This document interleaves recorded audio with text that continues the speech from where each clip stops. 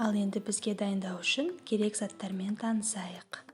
Жарты шай қасық қамыр қопсытқыш, 2 ас қасық крахмал, 70 грамм қант ұнтағы, 100 грамм жұмсақ сары май керек, 50 грамм сұйық май, M&M's кәмпиттері және ұн қажет.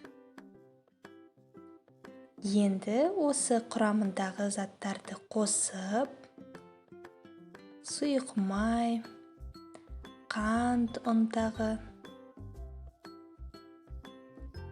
крахмал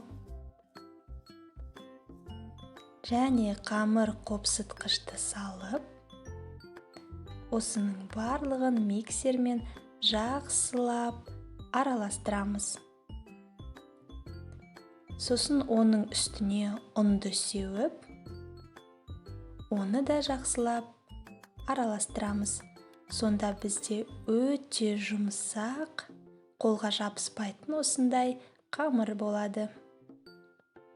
Енді осы дайын қамырымызды өзің қалаған көлемде алып, домалатып алақанымызбен жақсылап доп-домалақ доп жасаймыз. Және оның үстінен кішкене қолмен өте қатты баспаймыз, кішкене ғана үстінен басып печеньені жасаймыз.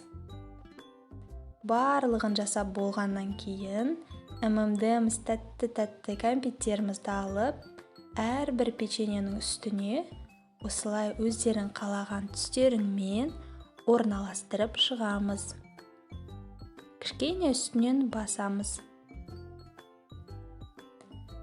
Сөйтіп барлық печеньенің үстіне тәттілерді қойып шығамыз. Одан кейін дайын болған печеньені 180 градус қызып тұрған пеште 15 минут пісіреміз.